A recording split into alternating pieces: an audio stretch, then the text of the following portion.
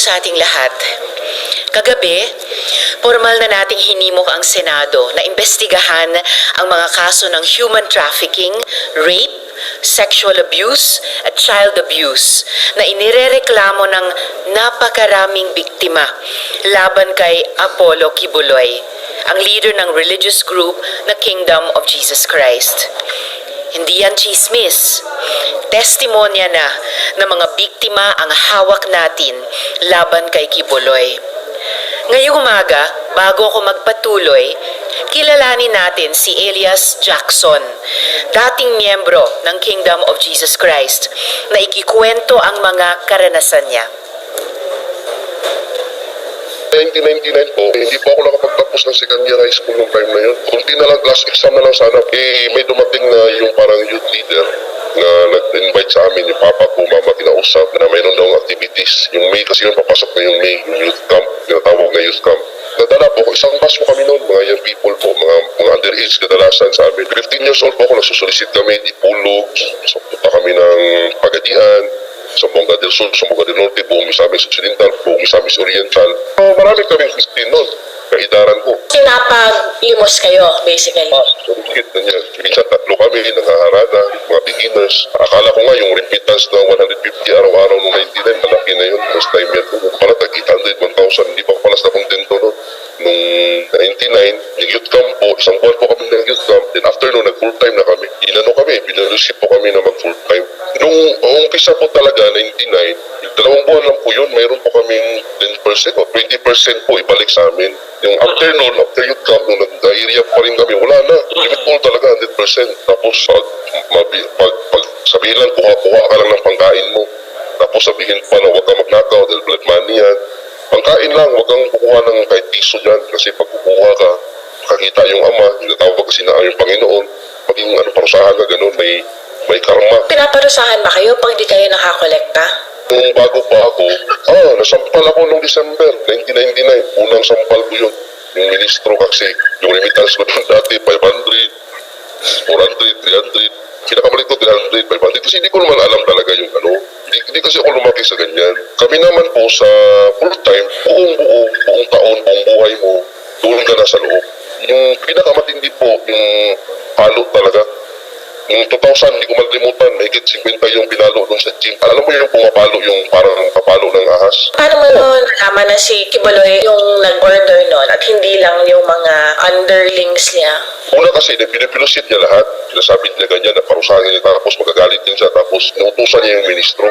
Noong 2014, higit 100 ang pinalo. Kasali po ko doon, 100 bawat isang lalaki. Mahigit. Ang babae, isang babae doon, 100 pinalo. Halos magapang na pagkatapos. Baba ka talaga. Alam mo yung ganito kakapal na, yung papalang paddle na pinapakita doon sa mga ising. Maliit lang doon ng konti. Tapos makapal lang doon ng konti. Ganun po pinapalo sa amin.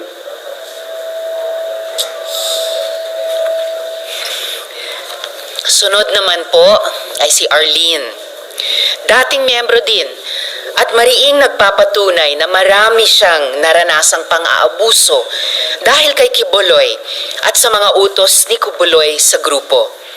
Pinatotohanan rin niya sa amin na menor de edad pa lang siya, sapilitan siyang namamalimos at pinagtitinda para makaambag sa grupo. Minsan, pinagkukunwari pa silang pipi o bingi. Pero ang totoo, sa Kingdom of Jesus Christ napupunta ang benta nila. Hello po, magandang umaga at magandang araw po sa ating lahat dyan sa Pilipinas. I am Arlene Stone. I am here in Minnesota, USA. Isa po ako sa mga pastoral ni Pastor Apollo C. Kibuloy nung ako po ay nandoon kasama nila. Ang ibig po sabihin ng pastoral, tayo po ay member sa inner circle. Dalawang uri po ang pastoral, merong inner circle at innermost circle. At ako po ay nabilong sa inner circle. I was 15 years old po nung una po ako na-convert kay Kibuloy. At pinasabak po kami, namamalimos po ako doon sa Amoranto. Pinadala po kami from Davao to Manila para mamalimos po. At ang una ko pong natirahan, una po namin natirahan ng aking sister ay Amoranto Coliseum dyan sa Cubao noong 1991 po. At pinapapanggap po kami ng mga pipi at bingi at mga fake na student po. May dala-dala po kaming iba't ibang association para kami po ay lumikom ng pera. Isa po sa mga association na dala namin ang CGF, Children's Joy Foundation, Pag-asa ng Buhay, Pagdamay sa Dukha Association, Shivers, Psalms of David.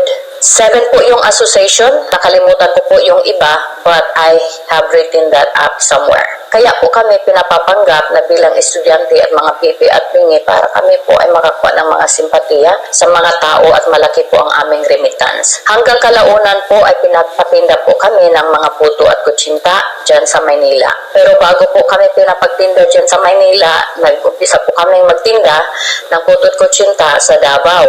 Hanggang kami po ay trinafic sa iba't ibang panig ng Mindanao. Isa po ako sa bestseller ni Kibuloy, kaya ako po ay isa sa mga naipadala sa Manila upang kami po ay magtinda ng mga puto at kutsinta. Kapag kami po ay hindi po makakuta at hindi po mabinta ang aming mga paninda, kami po ay may mga punishment. Isa po sa punishment namin ay pinapalo po kami, pinapa-fasting, pinapahiya po sa harapan ng mga workers.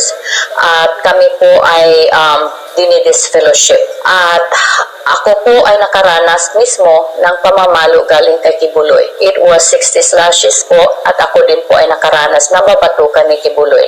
At ako din po ay nakaranas na ipahiya sa harapan ng mga members at workers ni Kibuloy. Bilang pastoral po, ako po ay nagmamasahe ni Kibuloy at sa kanyang mga spiritual wives. At noong una po akong magsalita in 2019, ako po ay inalok nila na bayaran upang manahimik. Pero hindi ko po tinanggap ang alok na yon dahil ako po ay maganda naman po ang ating trabaho dito sa States at malaki naman po ang aking kinikita dito. I am blessed kaya hindi ko po tinanggap yon kasi ang importante po sa akin ang mabigyan ng justice ang aking mga kasamahan na sobrang inabuso. It's not just for me but for my people who were very abused, especially po sa mga minors, no, na mga inabuso ni Kibuloy. Yun po ang masakit para sa akin. Marami po akong mga kausap ng mga survivors from different part of the world po.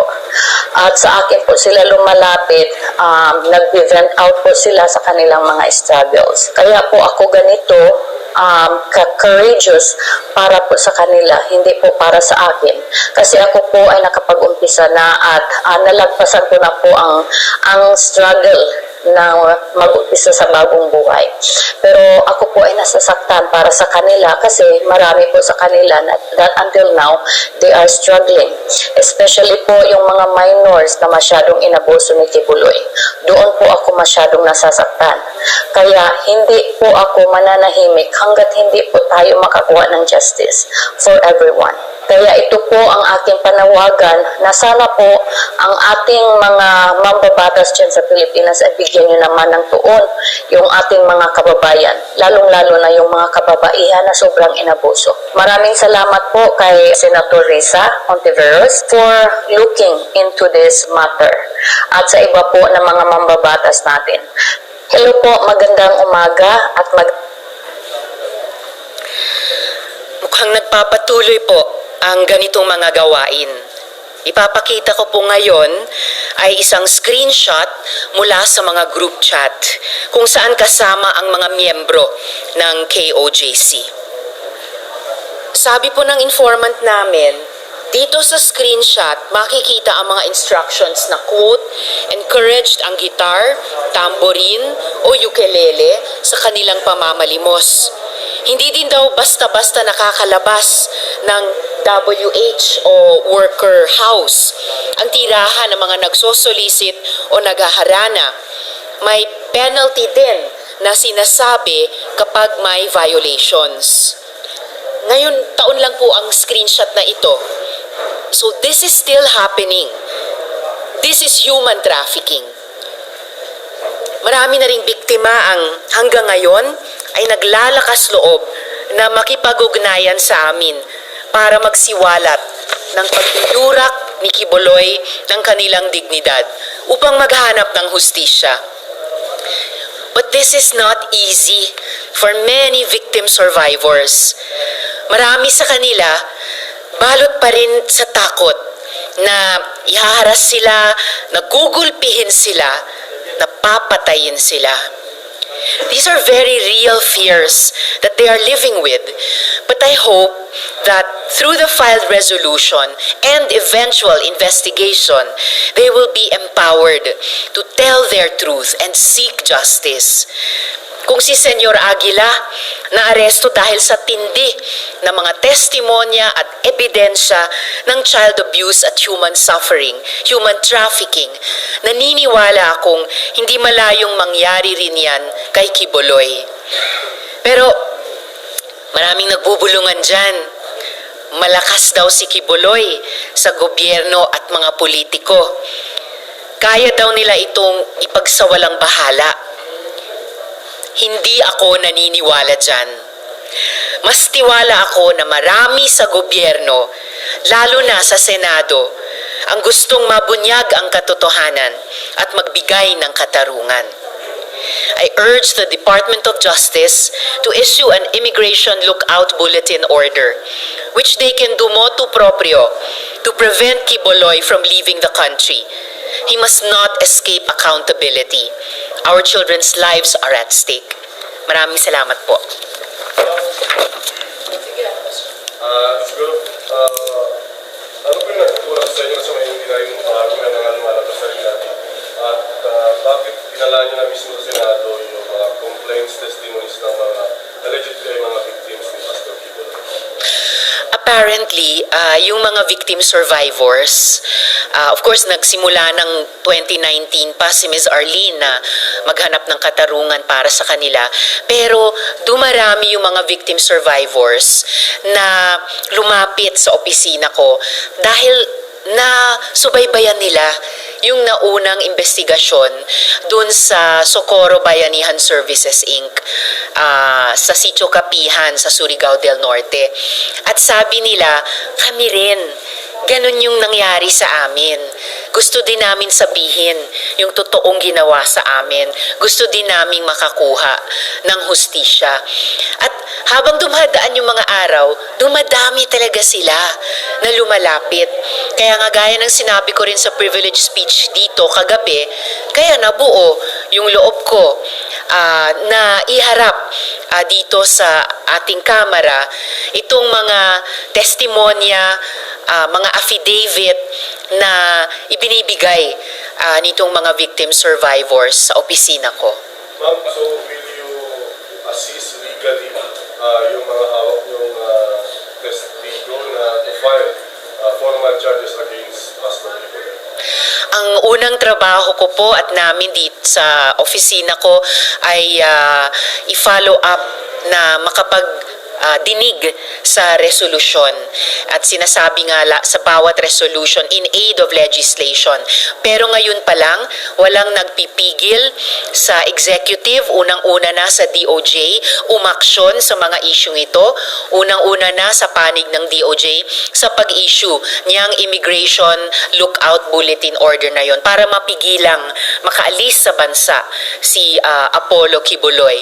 At sigurado ko habang mas nakikilala ng publiko itong mga kasong ito ay hindi po magkukulang ng mga abogado at iba pang legal groups, children's and women's rights groups na susuporta sa ating mga victim survivors kung gugustuhin nila at magdesisyon silang maghain pa ng mga kasong kriminal laban kay Quiboloy. You made mention na, well, we all know, Pastor Quiboloy, yung clout and influence niya politically. Hindi ba may tuturing from your end na that's a political suicide? Political suicide, Nino? From your end, his supporters. He might campaign against you in the future. Ang political suicide should be the least of my concerns and our concerns dito sa Senado.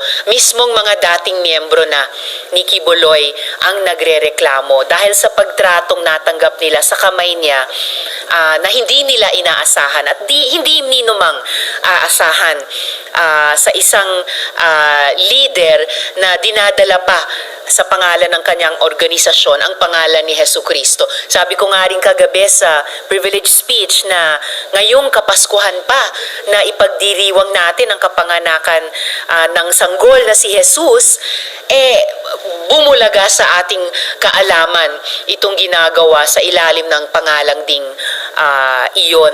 I think ang pangunahing concern talaga ng mga victim survivors ay sabihin yung kanilang totoong karanasan at makakuha ng hustisya. At yun din lamang ang pinaka-importante o solong concern dapat namin dito sa Senado. At naniniwala ako na ito yung aming itataguyod. Earlier po you have mentioned the supported po ito ng DOJ. Why not bring this issue at the public forum? Well, gaya ng ibinahagi ko kanina, bukas lalo na sa mga victim survivors at sa mga lawyer at sectoral organizations na sumusuporta at susuporta pa sa kanila yung route na iyon na pagkakaso laban kay Kibuloy sa ating judiciary.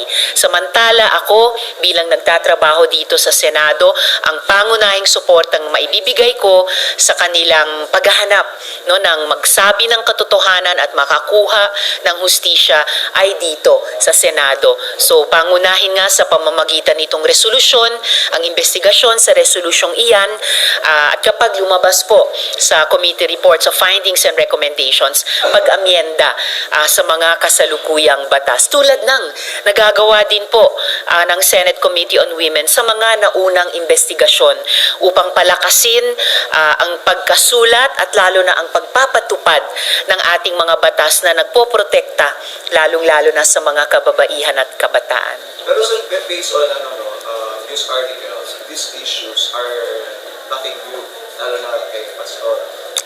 How do you think for this investigation can be sent? I think the investigation has a very fair chance to progress.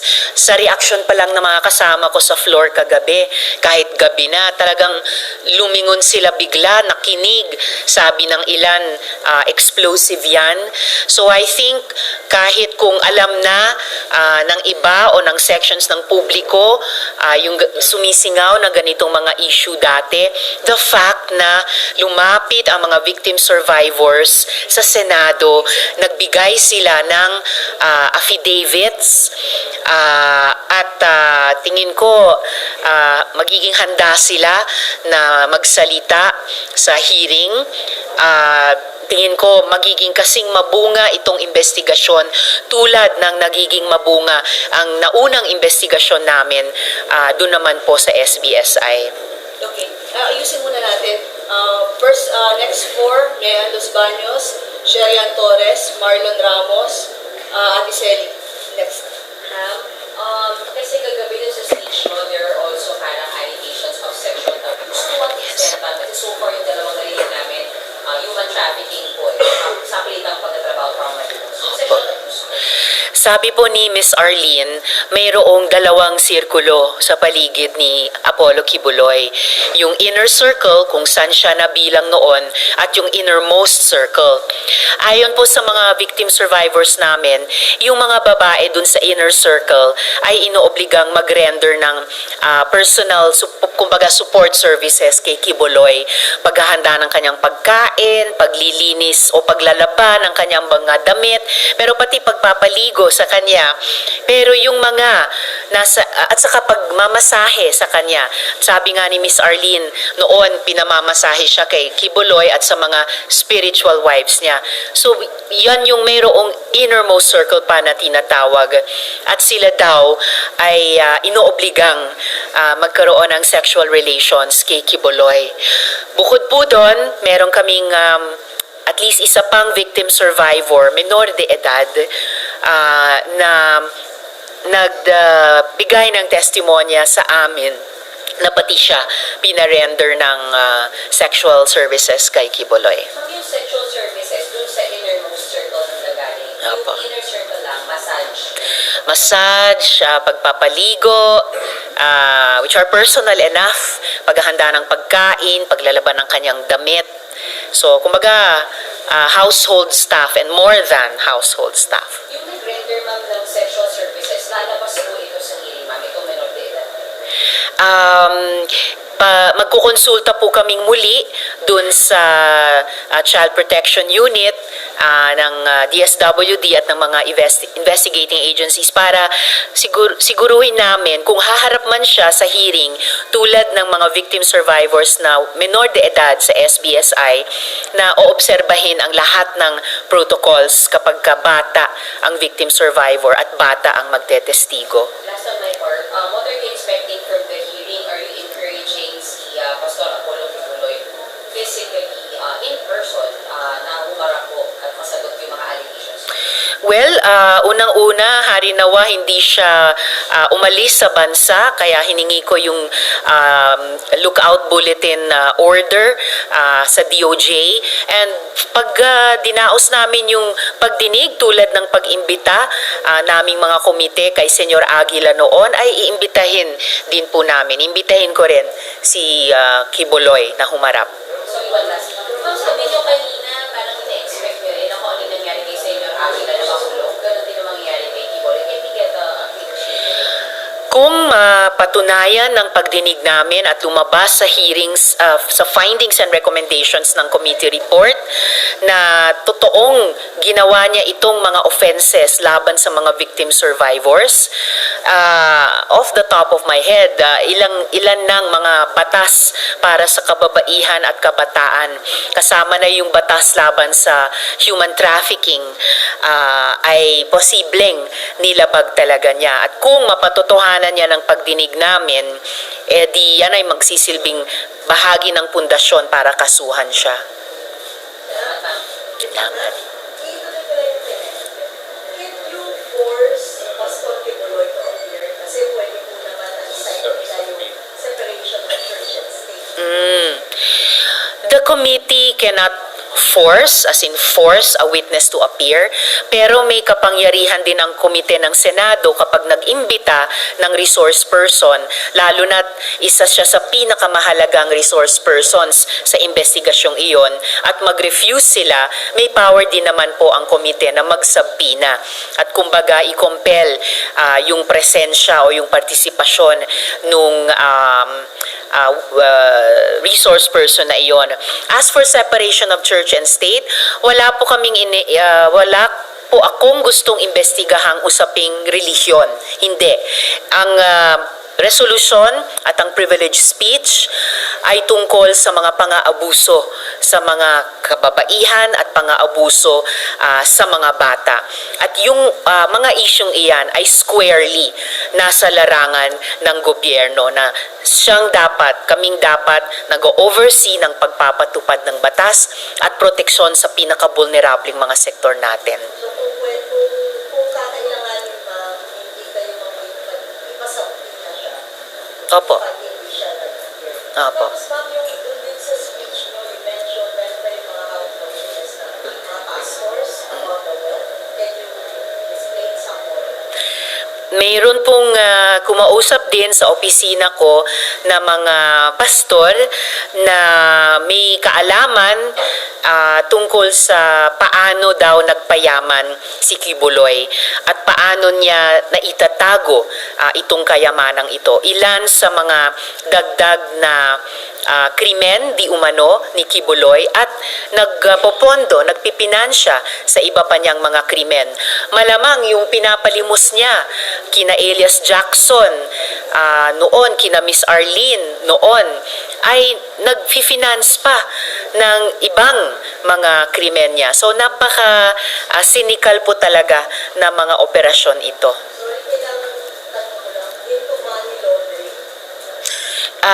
Titignan pa po namin yung anggulong iyon dahil nabanggit ko rin po kanina na or kagabi sa privilege speech na global yung breadth nung mga krimen o akusasyon laban kay Kibuloy. Ang last na lang.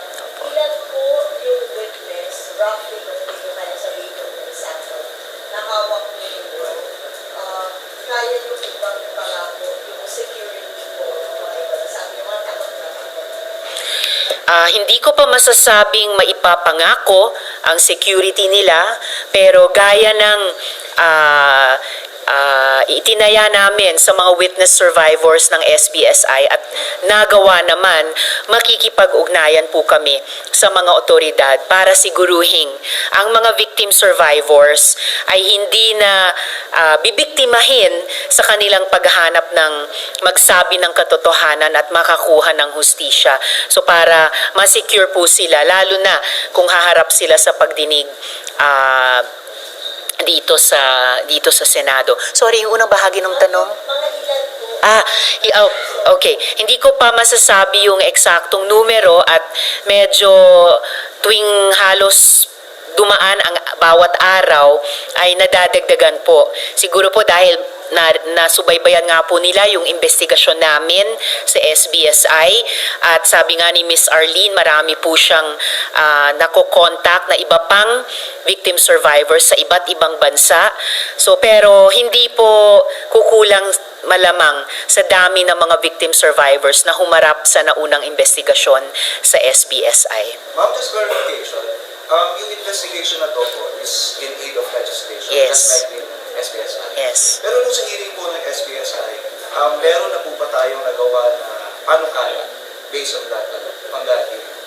Fina-finalize na po namin yung committee report led syempre ng tagapangulo ng Committee on Public Safety and Dangerous Drugs tungkol doon sa investigasyong iyon. And sigurado mula sa Senate Committee on Women ay magpapanukala po kami ng mga kung hindi man amyenda, at least mas mahusay na pagpapatupad ng mga kinauukulang batas kasama na po yung human trafficking, anti-human trafficking. Can we go back, Chef? Are you done? Ma'am, last na lang yung point na, kasi syempre, ang magiging allegation dito ay politically motivated yan. Parang payback time, parang gano'n. Para lang, just to be fair din, kindly answer na. Kasi expected na yun yung magiging allegation sa inyo. Well, tulad nung kaninang tanong tungkol sa political suicide, itong usapin ng politika or payback time, yan po ay secondary, tertiary, even further down sana isaalang-alang ng mga tao habang sinusubaybayan yung prosesong i-undertake namin dito sa Senado. Dahil ito talaga ay pangunahin o solong tungkol sa mga babae at bata na lumapit po sa amin. Dahil sabi nila, tulad ng mga biniktima sa Socorro, sila din ay biniktima at gusto din nila makatanggap ng hustisya. So, walang ibang konsiderasyon ang dapat isipin or tawag nito, ipag-worry ng mga taong magsusubaybay sa prosesong ito. Dahil ang Senado at ang Senate Committee on Women and Children ay laan para tumugon sa ganyang mga reklamo at tumugon sa ganyang mga paghingi ng pagdinig. Okay, next si Marlon. Ma'am, si Kibuloy is a wanted sex offender sa US. He's on the list of FBI's most wanted. Okay. Should the DOJ and the NBI make the necessary arrangement for his immediate extradition to the US? Kasi since then po, wala nang ginawa yung gobyerno ng Pilipinas. I see. Well, wini-welcome ko na nagsalita ang DOJ tungkol sa kasong ito at kaya nagfo-follow up po ako na makapag-issue sila ng Immigration Watch Lookout Bulletin. Let me get the correct term again. Iyon, Immigration Lookout Bulletin Order. At dahil nga, patunay dun sa binanggit ko kanina na global ang breadth ng mga krimen at concern tungkol sa mga krimen ni Kibuloy dahil nga nasa FBI wanted list na siya, hindi masama kung makipag-ugnayan ng DOJ at NBI sa counterpart nila sa US para masigurong hindi makatakas sa kamay ng batas o ng hustisya si Kibuloy kung mapatunayan ng aming pagdinig ang mga reklamo laban sa kanya at humarap siya sa mga otoridad, hindi lang dito, doon na rin sa ibang bansa.